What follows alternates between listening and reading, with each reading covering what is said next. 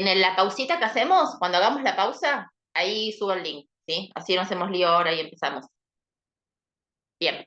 Bueno, hoy tenemos a Bertolt Brecht como autor para trabajar, para lo cual previamente vamos a hacer una introducción al contexto, a la época y a las condiciones que permiten la emergencia de lo que conocemos como teatro épico.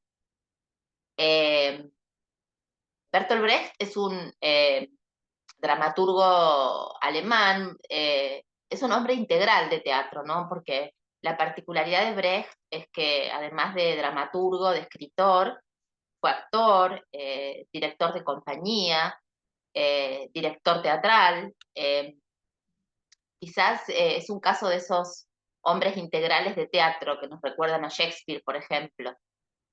Eh, eh, Bertolt Brecht nace en 1898, o sea, nace bien sobre el final del siglo XIX y muere en 1956. Fíjense que es una vida que está signada por la experiencia traumática de las dos guerras mundiales y su situación, digamos, como alemán también, como artista alemán, lo lleva a comprometerse fuertemente con los procesos históricos sociales. Él tiene una experiencia muy traumática en la Primera Guerra porque es enviado como asistente de la Cruz Roja cuando era adolescente, ¿no? En la Primera Guerra Mundial. Y eso le produce un impacto, digamos, una experiencia traumática.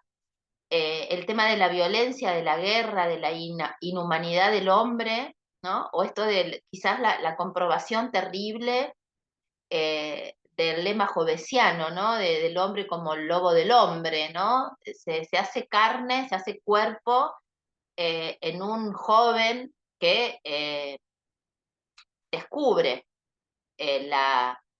lo tremendo, digamos, de la humanidad, ¿no? O quizás la comprobación más trágica de la muerte del hombre, ¿no? Como, digo, tomando un poco el enunciado nietzscheano, ¿no? De la muerte de Dios, pareciera ya, digamos, que ese escenario, ¿no? Daría cuenta de una suerte de horizonte poshumano.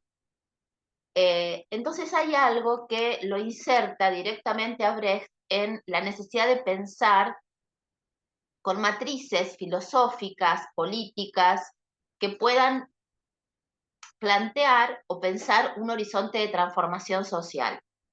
De ahí es que él se acerca al ideario de la filosofía del materialismo histórico, del materialismo dialéctico, me estoy refiriendo a la filosofía marxista, muy comprometido, digamos, con muchos pensadores de la época. Estoy pensando grandes pensadores de principios del siglo XX en Alemania, como fueron los pensadores de la Escuela de Frankfurt. Estoy pensando fundamentalmente en Adorno, pero sobre todo en Walter Benjamin, del cual fue amigo, eh, preocupados por la necesidad de pensar la posibilidad de la transformación social. No se olviden de que, dos cositas, eh, a Bertolt Brecht lo situamos decididamente en el campo del teatro de vanguardia o en el campo de las estéticas de vanguardia. Para poder pensar el arte de vanguardia en general, no solamente en el teatro, tenemos que pensar que se desarrolla sobre un epicentro que está sostenido por dos acontecimientos históricos, sin los cuales las vanguardias serían imposibles de pensar o de valorar en un sentido histórico. Y esos dos acontecimientos son la Primera Guerra Mundial y la Revolución Rusa. La Primera Guerra que se produce del 14 al 18, guerra que acabo de comentar, que vive, digamos, en carne propia Brecht siendo adolescente, y la Revolución Rusa en 1917, que marcaría como la encarnación o la materialización de la posibilidad de transformación del mundo, tal cual, digamos, lo planteaba Marx en el siglo XIX. Entonces son dos acontecimientos históricos que muestran el tono del arte de vanguardia. Y lo digo en dos sentidos. En esta idea de la Primera Guerra da la sensación de que el mundo tal cual había sido pensado había llegado a su fin, y que por lo tanto se desarticulaban, se desvanecían las utopías ilustradas. Quiero decir, ese sueño, ¿no?, que había planteado la Revolución Francesa de encaminar a la humanidad hacia una supuesta felicidad, ¿no?, de la mano de la razón, del pensamiento crítico, pensamiento crítico que iba a conducir a la humanidad a la concreción de las grandes utopías de la Revolución Francesa, ¿no?, la libertad, la igualdad, la fraternidad. Pareciera que la Primera Guerra es la comprobación fatal de que esas utopías no solamente fracasaron, sino que la razón ilustrada, lejos de ser una herramienta transformadora, terminó siendo un elemento de destrucción. En definitiva, que la razón, lejos de ser utilizada como herramienta crítica, terminó siendo funcional a la reproducción del sistema capitalista o del sistema de esa racionalidad que fue usada en función de la destrucción, de la guerra, ¿no?, y no en función de la liberación de la humanidad. Entonces ahí hay una desconfianza en la razón ilustrada, en la razón burguesa, en una razón que queda desprovista de lo más humano de lo humano, ¿no?, dirían algunos autores. Los sentimientos, las emociones, la sensibilidad, la imaginación, ¿no? Por eso el arte de vanguardia se levanta, ¿no?, contra esa razón que se deshumaniza, ¿no?, alimentando lo peor, digamos, ¿no?, del proyecto ambicioso, ¿no?, de la humanidad, que pareciera guiarse hasta ese momento por el exclusivo interés de la rentabilidad y del dominio, ¿no? Y por eso la Escuela de Frankfurt habla de una razón instrumental, ¿no?, de una razón al servicio de la acumulación de la riqueza de determinadas sociedades, determinados sectores, de la ambición desmesurada, ¿no?, de la destrucción del hombre. Bueno, en definitiva, no profundicemos en ese tema que es apasionante, pero la sensación que se tiene en ese momento es que el proyecto ilustrado había fracasado, por lo tanto esa experiencia plantea un clima de destruir el pasado para crear algo nuevo. La guerra deja 15 millones de muertos, la Primera Guerra Mundial. Y es una guerra totalmente inesperada, sorpresiva, para una Europa que estaba viviendo 4 décadas de paz interna, al menos. Entonces, esa guerra sorpresiva deja la sensación de la necesidad de hacer, como, digamos, podríamos enunciarlo desde la filosofía nietzscheana, tabula rasa, significa empezar de cero. De ahí que el arte de vanguardia, desde Picasso a Dalí, ¿no?, a el constructivismo ruso, ¿no?, cualquier arte de vanguardia que pongamos en primer plano, lo que plantea es romper con el pasado. Lo que define a la vanguardia es una ruptura radical con lo anterior. Esta idea, repito, nietzscheana de tabula rasa, que significa literalmente limpiar la mesa, empezar de cero. Incluso esto lo podemos linkear con ese famoso lema anarquista de Bakunin, destruir para crear, ¿no? Esta idea de ese anarquismo socialista, ¿no? Porque pensemos en ese anarquismo francés del siglo XIX que estaba muy cerca del socialismo, ¿no?, de las utopías socialistas. Bueno, dicho esto, de esta idea de ruptura que nosotros lo vemos claramente en el teatro de Brecht, que funda un nuevo modo de entender al teatro, que incluso tiene su nombre, digamos, para romperlo con el teatro aristotélico, que es forma épica o teatro épico, ¿no? Él funda, ¿no?, un nuevo modo de entender a la escritura teatral y al hacer teatral y a la praxis teatral, que llama teatro épico. Primero, entonces, entender ese clima de ruptura, ¿no?, ese clima de clivaje epocal. Y la otra cuestión que va ahí a influir muchísimo es la Revolución Rusa. Porque la Revolución Rusa lo que genera es la sensación de la posibilidad de empezar de cero, ¿no? La posibilidad de una sociedad que se piensa radicalmente diferente de la sociedad como era pensado desde los parámetros del mundo capitalista. Empezar de cero, ¿no? Pensar desde una lógica absolutamente nueva, diferente de la sociedad, alimenta el ideario de muchos artistas. Las vanguardias son movimientos muy politizados, ¿no? Y sabemos que hay vanguardias de derecha y vanguardias de izquierda. Pensando en el futurismo, está más asociado a la derecha italiana, Mussolini, en cambio el surrealismo o el cubismo más asociado al Partido Comunista, a la izquierda. En definitiva, lo que une a las vanguardias es la convicción de la necesidad de una transformación radical.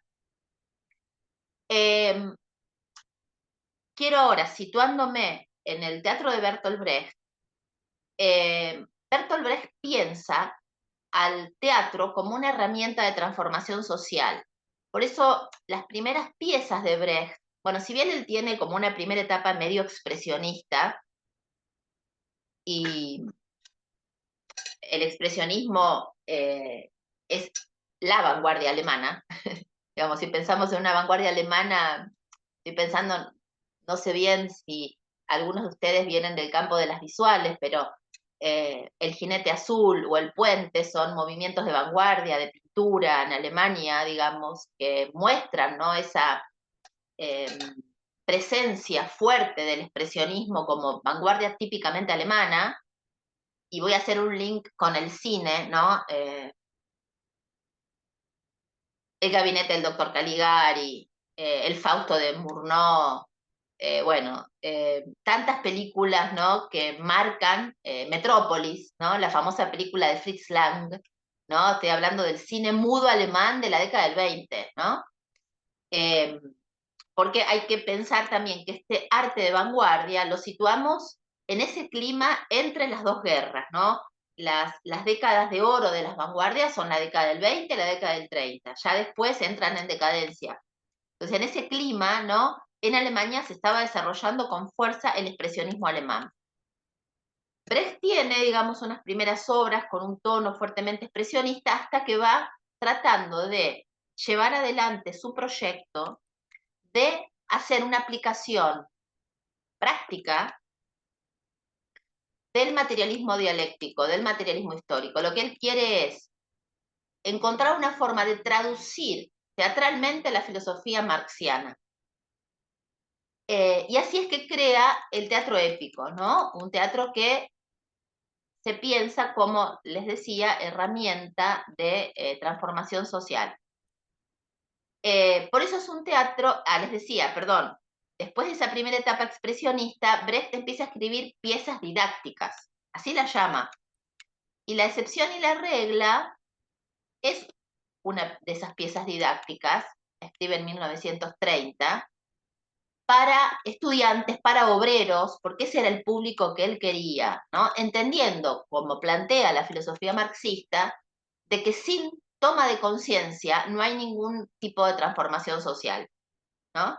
¿Qué es lo que mueve la historia para Marx? La lucha de clases. Él se pregunta si siempre hay lucha de clases. No, dice Marx, no hay siempre lucha de clases. Siempre hay justicia, pero no siempre hay lucha de clases. ¿Qué hace falta para que haya lucha de clases? Conciencia, conciencia de la explotación. Es la conciencia lo que mueve, ¿no?, eso que para Marx es el motor de la historia, que es la lucha de clases. Por lo tanto, el teatro como una herramienta para la toma de conciencia social, la toma de conciencia de la explotación social. Me gustaría, preguntan, ¿no?, interrumpen si quieren, trabajar dos cuestiones o dos o tres cuestiones que pueden ser clave para poder entender la filosofía, hola Zulma, la filosofía materialista de Marx, ¿no?, que son las fuentes teóricas directas, conceptuales directas del teatro de Brecht. Marx es un filósofo materialista que se opone a la tradición más fuerte del pensamiento alemán de la época, que es la tradición hegeliana, la tradición del idealismo alemán. Marx había sido alumno de Hegel, pero da vuelta el guante de la filosofía de su maestro. Para poder explicar quizás el nudo de la filosofía materialista, voy a usar una frase de uno de los textos principales de la juventud de Marx, que es la ideología alemana.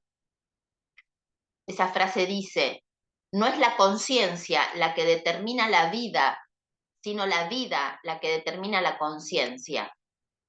Ahora se las repito, pero está dando vuelta el guante, ¿no?, al idealismo alemán. Repito, lo que dice la frase, y que también muestra, por otra parte, ese gusto de Marx por las inversiones, ¿no?, lingüísticas, ¿no? Hay algo así como de, no es la conciencia la que determina la vida, sino la vida, ¿no? Hay algo, ¿no?, de este instrumento retórico que usa mucho. La frase dice, para que la pensemos: no es la conciencia la que determina la vida, sino la vida la que determina la conciencia. Lo que está haciendo Marx es darle un garrote al núcleo de la filosofía platónica idealista, que plantea que los seres nacen con ideas, ¿no? La conciencia determina la vida, ¿no? Nacemos con un espíritu, con un cuerpo de ideas. Por eso Platón piensa, y eso lo explica en la República, que hay seres que nacen con ideas buenas y seres que nacen con ideas malas, ¿no? Esa idea, ¿no?, de sostener una especie de predeterminación del sujeto, ¿no?, naciendo con una determinada conciencia, es lo que va a desbaratar Marx diciendo: no es la conciencia lo que determina la vida, sino la vida, cómo vivimos, cómo existimos, lo que genera nuestro modo de ver el mundo y nuestro modo de pensar. Es decir, plantea un sujeto que está condicionado, no digo determinado, condicionado por la educación, por la geografía, por su lugar dentro de las relaciones sociales, ¿no? Es la vida lo que hace que las ideas que nutren o que pueblan nuestra mente vayan transformándose. Sí, ¿quién es? ¿Natalia o Noelia? No sé si es Natalia Vélez, no llegué a ver. Adelante nomás, escucho.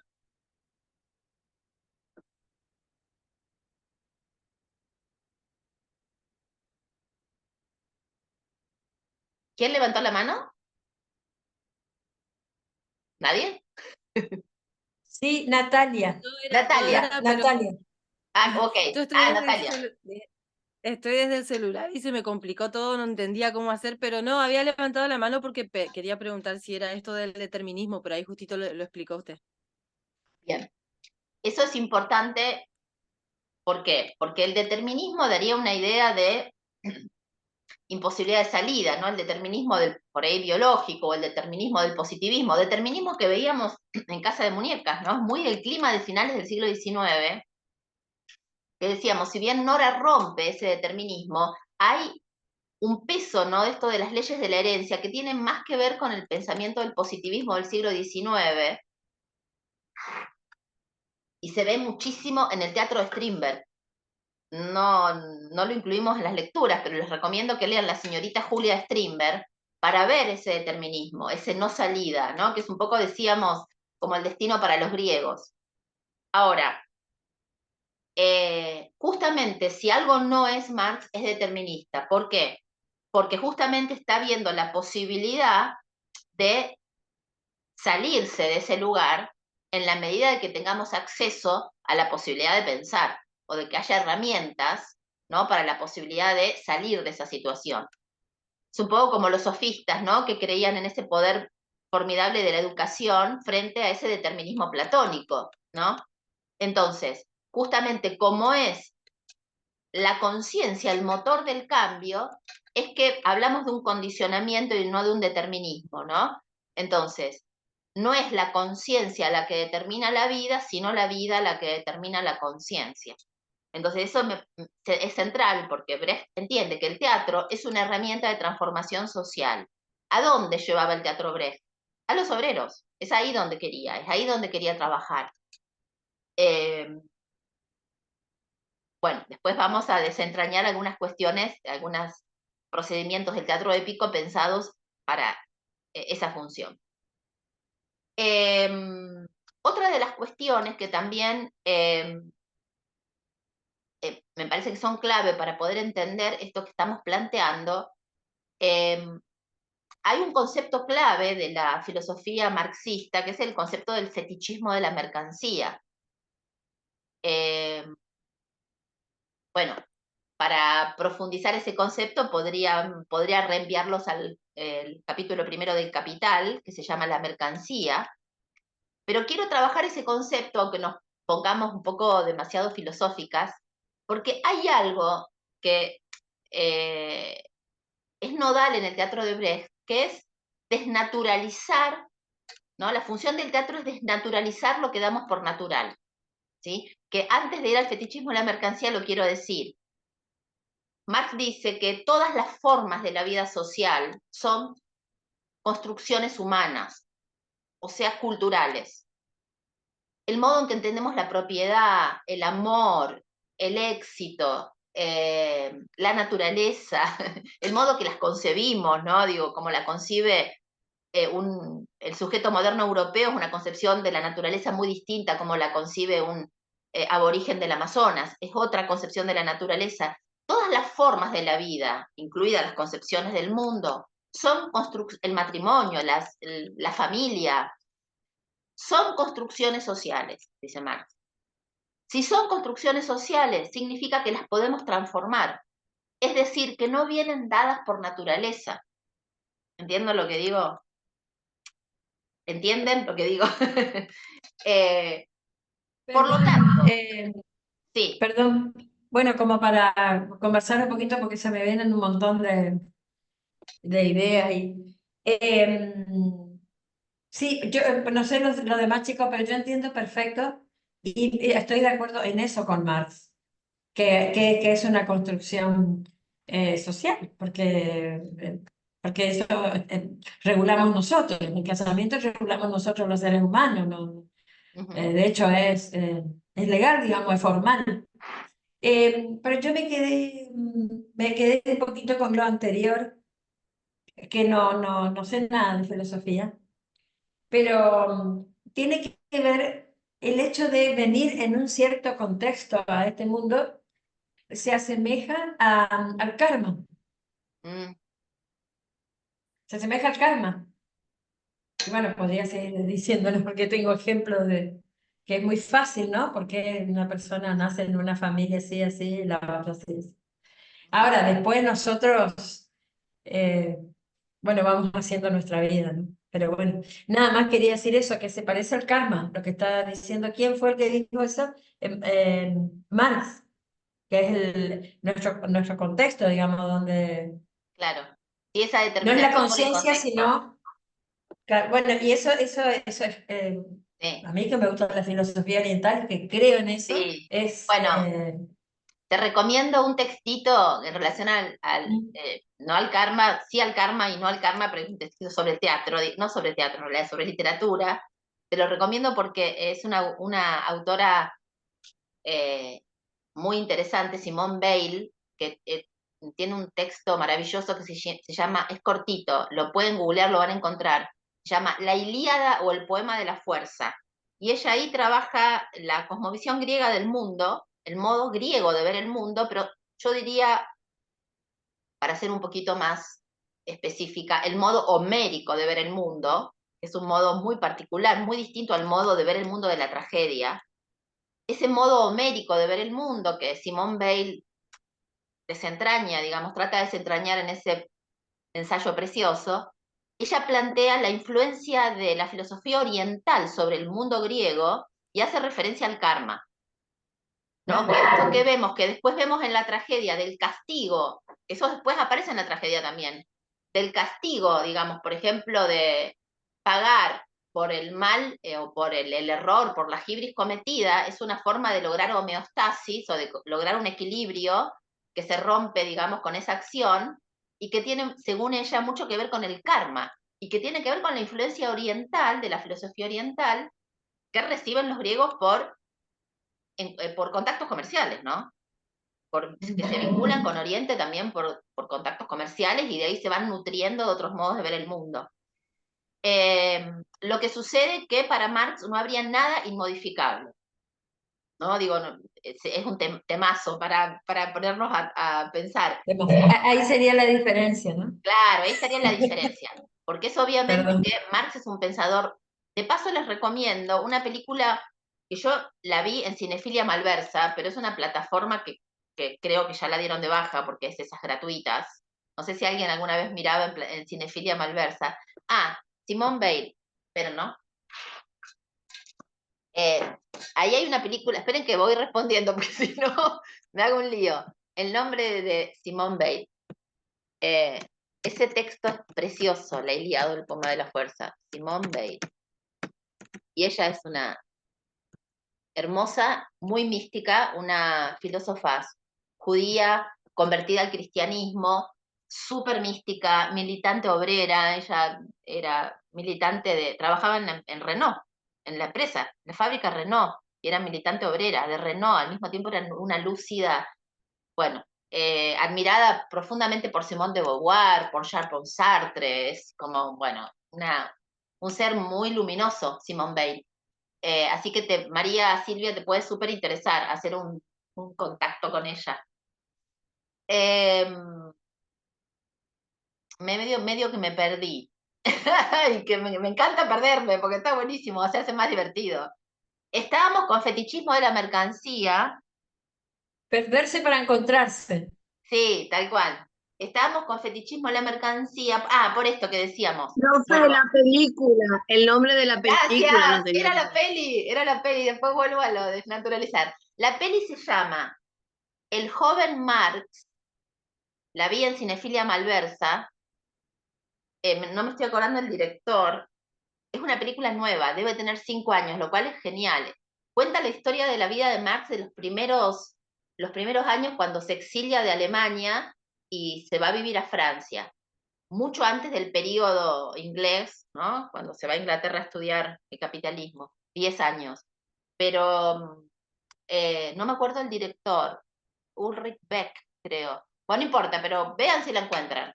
Es una película alemana que se llama El joven Marx. Y aparte está buenísima porque es alemana.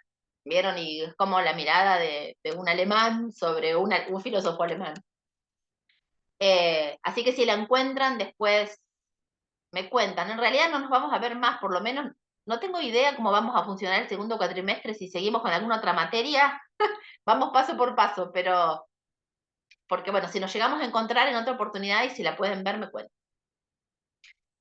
Entonces, estábamos con el tema de la desnaturalización. Lo que plantea Marx es la necesidad de pensar que todo es social, que todo es una construcción social, y si es así, se puede transformar. El modo en que entendemos al matrimonio, a la familia, a la propiedad, al Estado, todo puede ser transformado porque son construcciones sociales. Entonces, un poco esto lo vemos claramente en Bertolt Brecht. Un poco la función del teatro es desnaturalizar lo que damos por natural. Él decía que él quería que los espectadores se enfrenten a determinadas situaciones que él mostraba en su teatro como si fuera la primera vez, con sorpresa. ¿Vieron? O sea, todos sabemos de la corrupción de la justicia, digo, histórica, digamos, no estamos hablando ni de un país ni de un contexto. Esto de fallar siempre a favor de los poderosos, como, bueno, esta cuestión, digamos, que él denuncia en relación a la asimetría, digamos, del poder y cómo esto va tocando a distintas esferas de la vida social, es algo que sabemos, que conocemos. Por suerte hay excepciones y eso es lo que nos hace creer que el mundo puede ser un poco mejor, pero sabemos que esto sucede, ha sucedido, sigue sucediendo. Por lo tanto, nadie desconoce lo que está mostrando Brecht. Sin embargo, la sensación es como de extrañamiento, ¿no? Es como de desnaturalizar lo que te hace pensar que lo natural no es natural, ¿no? Que eso que naturalizamos y que damos por hecho también de que es así, no debería ser así. Tendríamos que discutir que sea así y que esté naturalizado de que funcione de esa manera. Digo, estoy pensando por ese episodio de que no quiero ponerme ya a pisar el texto que vamos a analizar, pero digo, el comerciante da por hecho de que el culi lo quería matar. ¿Cómo no me va a querer matar si yo soy un hijo de puta con el culi? ¿Cómo no me va a querer matar? Obvio que me quería matar con la piedra, porque es obvio que me odie. No, resulta que no, que el culi no era obvio de que el culi lo iba a matar. El culi al contrario le estaba acercando agua, ¿no? Entonces ahí hay algo interesante, ¿no? De esas naturalizaciones que Brecht hace que las miremos y nos provoque extrañamiento, ¿no? Que es un concepto clave del teatro de Brecht, el extrañamiento, y que también tiene tanto que ver con, bueno, algunos principios que estaban estudiando los formalistas rusos por esa época, los que fundan, digamos, el estudio científico, podemos decir, de la literatura, ¿no? Me refiero a Shklovsky, a Tinianov, ¿no? A los grandes lingüistas rusos que crean esa posibilidad de estudiar científicamente a la literatura. Científicamente digo estructuralmente, ¿no? Bueno, entonces, desnaturalizar, ¿no? Como otro de los principios del teatro brechtiano que Brecht hereda de la filosofía de Marx. Otra cuestión que quedó pendiente es el concepto de fetichismo de la mercancía. Lo que dice Marx es que en la sociedad capitalista todo es mercancía, incluso nosotros somos mercancía en el sentido de que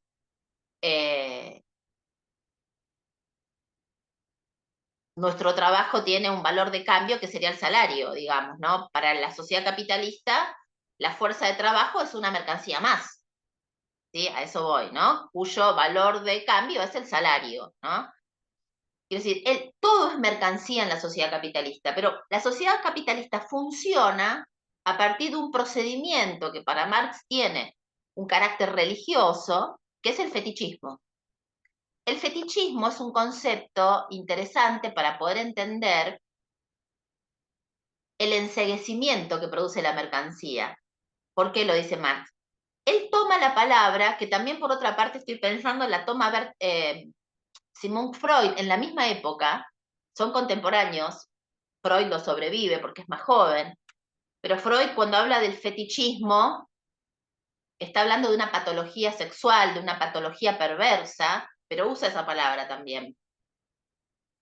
Marx la usa en otro sentido, pero ambos usan la palabra fetichista. Es una palabra portuguesa, fetiche, que hace referencia a la adoración de los indígenas a determinadas estatuas, los tótems, que adoraban los indígenas brasileños. Cuando llegan los portugueses, advierten que había una adoración de determinadas estatuas,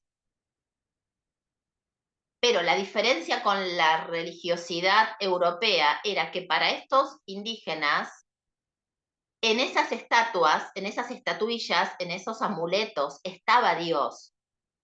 ¿Entienden? La diferencia con la cosmovisión cristiana, católica, que plantearía que una estatua o una representación de Jesús en una pintura representa a Dios. No es que está Dios ahí, ¿sí?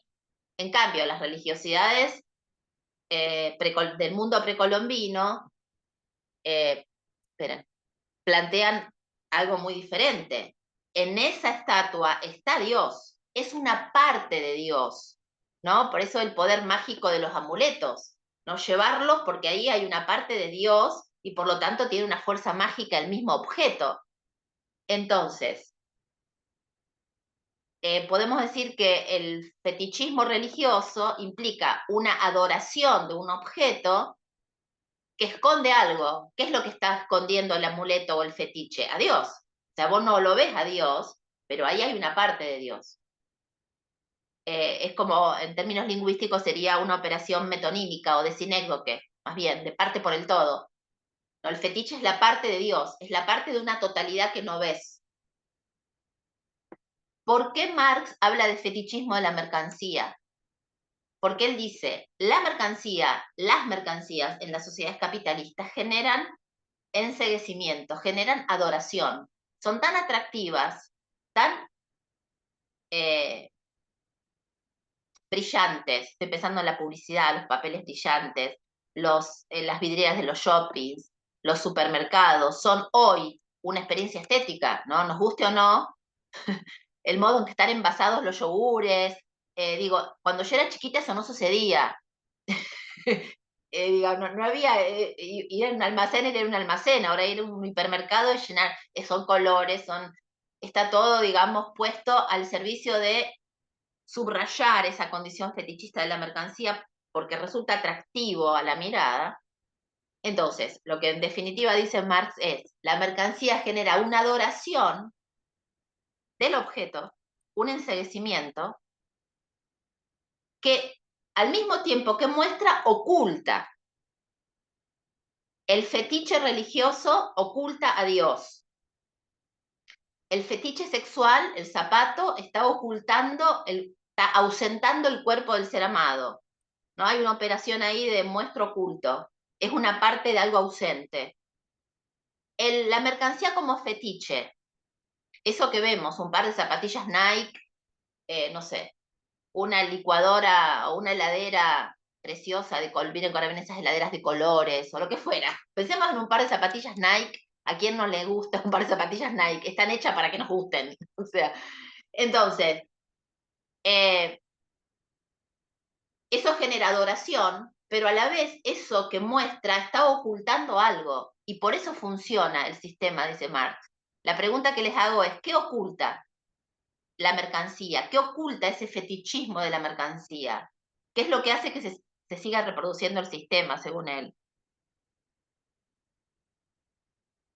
No sé si soy clara con la pregunta. La mercancía... Sí. Un estatus, creo. Eso, diría Marx, lo muestra. Lo muestra descaradamente, porque tener las zapatillas, tenerlas, te da estatus, ponele, o te da... Eso es evidente, eso es del orden de lo explícito, pero hay algo que oculta la mercancía, que es la condición de posibilidad, exactamente, Fiore, la explotación del hombre.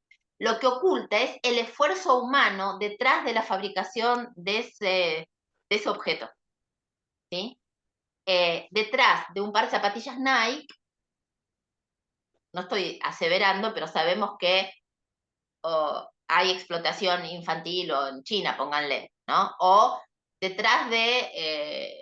¿Vieron cuando se denuncian marcas famosas de nuestro país, de grandes modistas, y después nos enteramos de que había un montón de extranjeros en situación de explotación, ¿no? Entonces vos ves la ropa preciosa en el shopping, detrás de eso está, digamos, la explotación. Él se refería a cualquier objeto, por ejemplo, se me viene a la mente un auto Audi. Él se refería a que todo era explotación, o sea, claro. no tienen que haber fábricas. Claro, no. Él está hablando de, no es que no tiene que haber fábricas, que la distribución de la riqueza tiene que ser distinta. Él habla de una sociedad industrial, de una sociedad del trabajo. Para Marx, el hombre nuevo es el trabajador, pero él, digamos, piensa en términos de una sociedad más que funcione como una cooperativa, la plusvalía exactamente que dice, y no, digamos, con que los medios de producción estén en manos de unos pocos y el resto tenga que vender su fuerza de trabajo. Pero no nos metamos tan ahí porque no salimos más, pero quiero decir lo siguiente. Lo que él está hablando de que sean más o menos justas las situaciones laborales, siempre hay explotación para Marx, ¿no? Pero más allá de eso, funciona no viendo. Y voy a dar un ejemplo que quizás tenga indirectamente que ver con esto. Pero, por ejemplo, ¿por qué los frigoríficos o las fábricas no tienen ventanas? Justamente porque el sistema funciona no viendo cómo se fabrican las cosas, no viendo el sufrimiento que hay detrás de lo que amamos comprar o comer. No nos metamos en detalles porque si no estaríamos dando una clase de sociología marxista y tengo miedo de no llegar a Brecht. Pero quiero decir, acá lo que a mí me interesa es la invisibilización. Invisibilizando el esfuerzo humano, sea cual fuera el nivel de explotación, funciona. Por eso Marx dice, siempre hubo explotación, pero en el mundo medieval era explícita. Estaba claro cómo se explotaba el campesino, porque la explotación se veía. El capitalismo funciona porque la explotación se oculta y genera productos que son tan bellos que enceguecen y hacen que no las veas o no las quieras ver. ¿Entienden? Entonces, en definitiva, a mí me quedo con esto de lo invisible. Entonces, lo que dice Marx es, el secreto de que se siga reproduciendo el capitalismo es la invisibilización de la explotación humana. No ver las condiciones de trabajo, no ver cómo se fabrican las cosas, no ver cómo sufre el animal cuando se lo mata. Claro. No ver lo que hay detrás. Me interesa quedarme con esa invisibilización que en definitiva el teatro y la literatura que se posicionan en ese momento histórico, lo que pretenden hacer es que se corra el velo. Después tomás la decisión que quieras.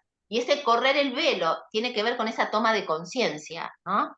Por eso el fetichismo de la mercancía puede ser un concepto clave porque funciona que la adoración hace que no veas lo que eso está escondiendo. Sean cuales fueran las condiciones, si es algo preferimos no ver, ¿no? Por eso diría John Berger, las fábricas no tienen vidrieras, ni tampoco los frigoríficos. Hay algo quiero situarme en ese lugar para entender la posición de Brecht en relación a la toma de conciencia. Dicho esto, para ver la influencia filosófica, Bertolt Brecht está además muy influenciado por las vanguardias estéticas, el cubismo, el cubismo Picasso, el constructivismo ruso. ¿Qué es lo que unen a todas estas vanguardias? El pensar al montaje como una forma de pensamiento. Y me voy a detener, quiero mirar la hora para no, me quiero detener a pensar en la cuestión de la fragmentación. Picasso, ¿no? El arte del siglo XIX, con algunas transformaciones estéticas, seguía todavía creyendo en la idea de totalidad, ¿no? Más allá de que la fotografía produce un impacto en el encuadre, lo vemos en la pintura de Manet, incluso en la pintura de los realistas, todavía el cuadro, ¿no?, se pensaba como una totalidad o como una ventana abierta al mundo. ¿Qué pasa con las vanguardias?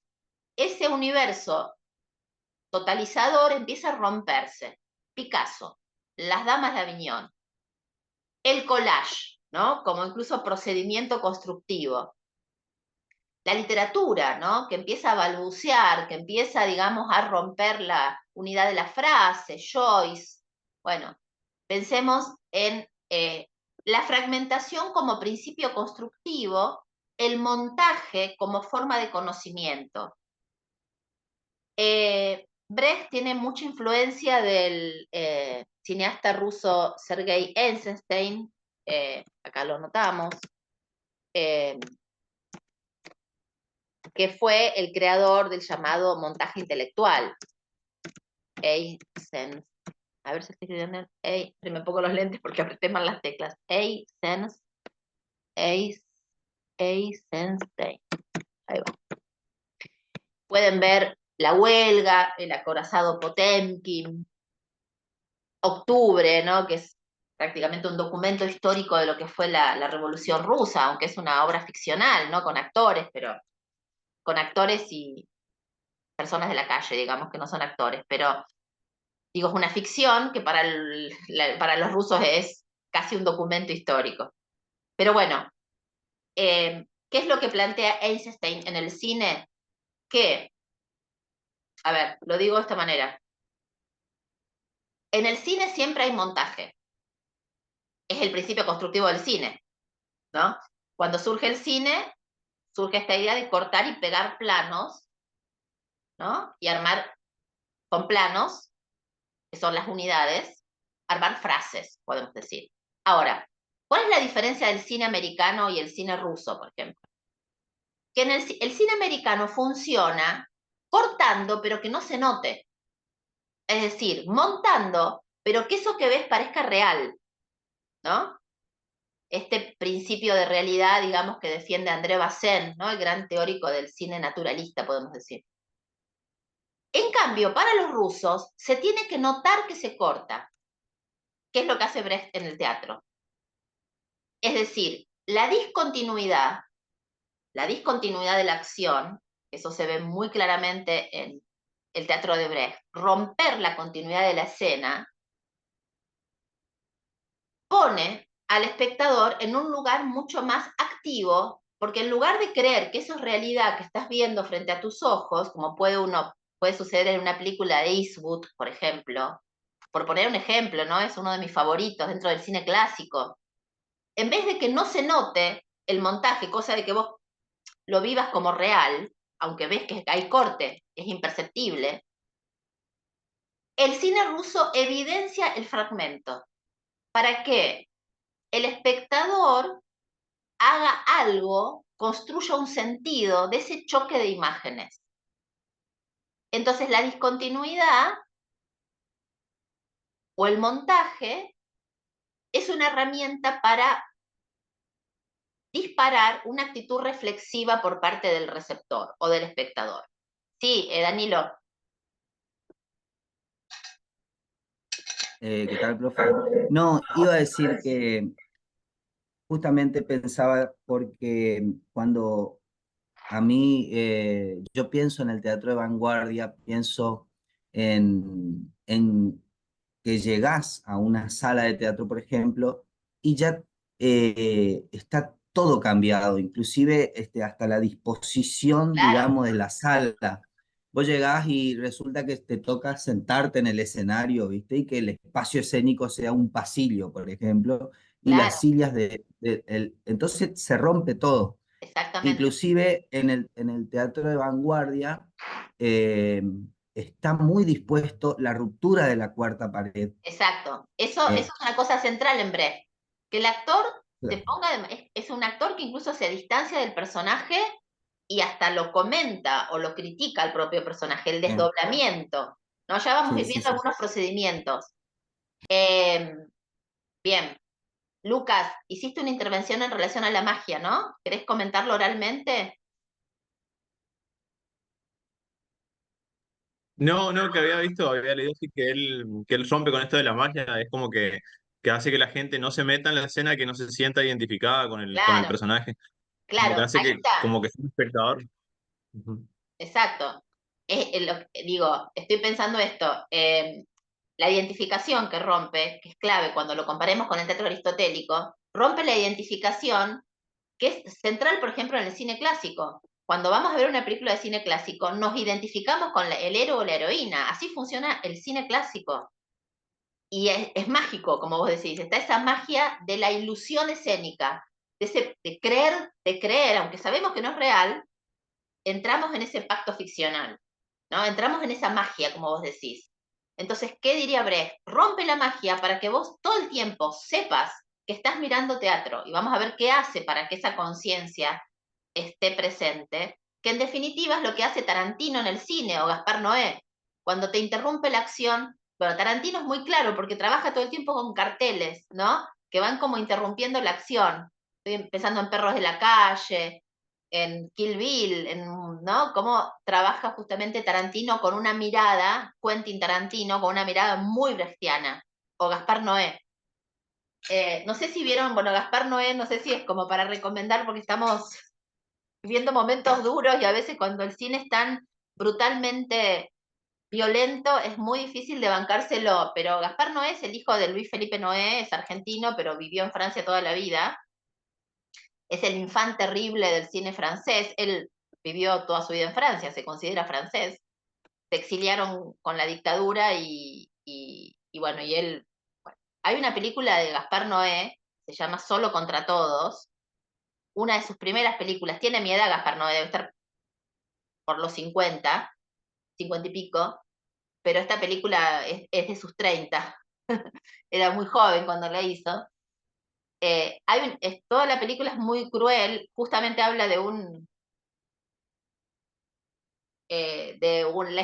historia, digamos, muy, muy dura en un pueblo, digamos, francés, que empieza a padecer la desocupación, en los 90, la historia de un carnicero.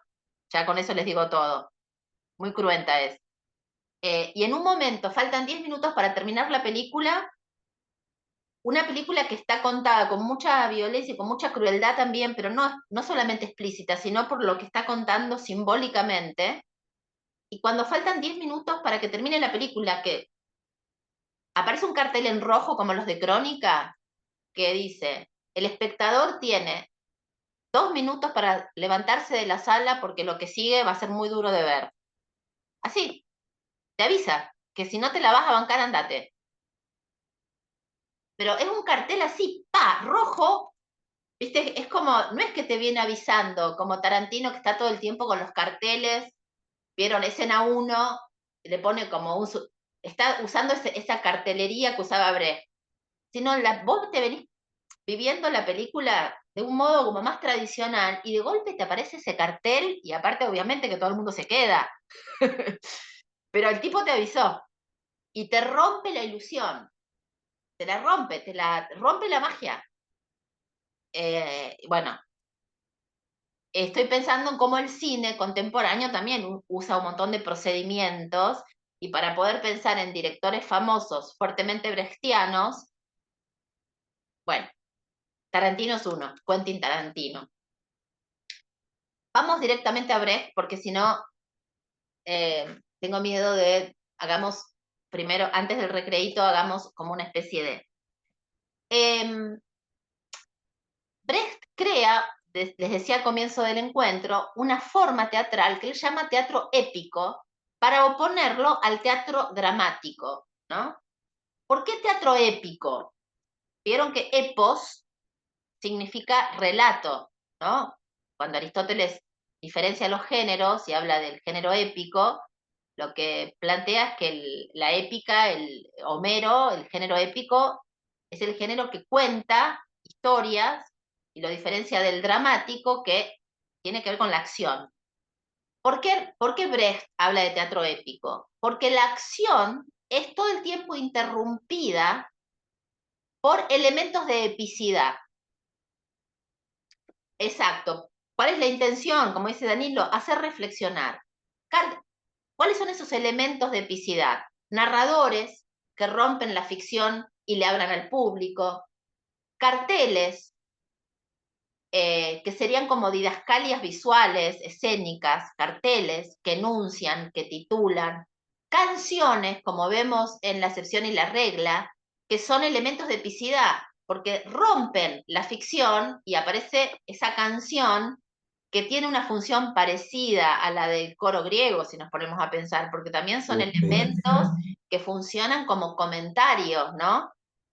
En definitiva, elementos de epicidad que van rompiendo la acción dramática y van haciendo que el espectador vivencie esta experiencia que para Brecht es capital, que es el distanciamiento. Entonces, vamos a oponer identificación aristotélica, distanciamiento brechtiano. La condición del teatro, de la forma aristotélica, es la identificación. Nos identificamos con Antígona o con Creonte, o un poco y un poco, nos identificamos con Nora, nos identificamos con Hamlet, nos identificamos con los personajes en la forma aristotélica. Con diferencias, porque cada poética tiene sus particularidades, la columna vertebral de la forma aristotélica es la identificación. La identificación en un sentido pleno, del espectador con el personaje, pero también del actor con su personaje. ¿Sí? Danilo pregunta si el distanciamiento es extrañamiento. Claro. ¿Por qué? Vamos a también hablar en este. El espectador se distancia porque no puede identificarse con el personaje, porque el personaje todo el tiempo sale y entra. El actor comenta al personaje. Si yo entro a escena y digo, soy Julieta, voy a contar una historia trágica de enfrentamientos familiares, esto va a terminar mal. O sea, estoy haciendo todo para que no te identifiques conmigo. Si en el momento de morir digo, voy a morir porque creo, estoy engañada, pienso que Romeo está muerto, o sea, o te ponen un cartel y te dicen Verona, 1000 no sé cuánto, ¿entienden? Es decir, está todo armado para que no nos identifiquemos. No nos podemos identificar con el personaje de Kill Bill, con Uma Thurman, porque todo el tiempo está armado para que se rompa esa identificación. Pero a la vez el actor no se identifica con el personaje porque trabaja Brecht con el desdoblamiento actor-personaje, como lo hace Meyerhold en Rusia también. ¿Por qué? Porque el actor, él dice, al comienzo de los ensayos, el actor tiene que identificarse, pero después tener una mirada crítica con el personaje y poder entrar y salir del personaje, hacer comentarios críticos del personaje. Si ustedes encarnan a el comerciante, lo que hace Brecht es pedir que ese actor sea el comerciante, pero por momentos no sea el comerciante, sea el actor que critica al comerciante. Voy a dar un ejemplo dentro de la cultura popular. Olmedo hacía eso. La comedia es eso, es entrar y salir. Cuando Olmedo miraba a la cámara y se reía de su propio personaje, estaba haciendo eso. Estaba haciendo un desdoblamiento brechtiano, ¿no? ¿Entienden? Es entrar y salir porque el actor cuestiona a su personaje. O lo mira irónicamente, sale y entra. Y eso es a los fines de producir también extrañamiento, porque él dice esta idea de ver las cosas por primera vez, ¿no? La función del extrañamiento es hacer que lo familiar parezca extraño. ¿Entiende? Es familiar la explotación, es familiar la injusticia. Sabíamos cómo podía terminar ese juicio con la mujer del Culi asesinado.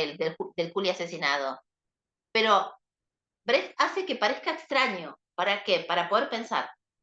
Extraña lo familiar, ¿no?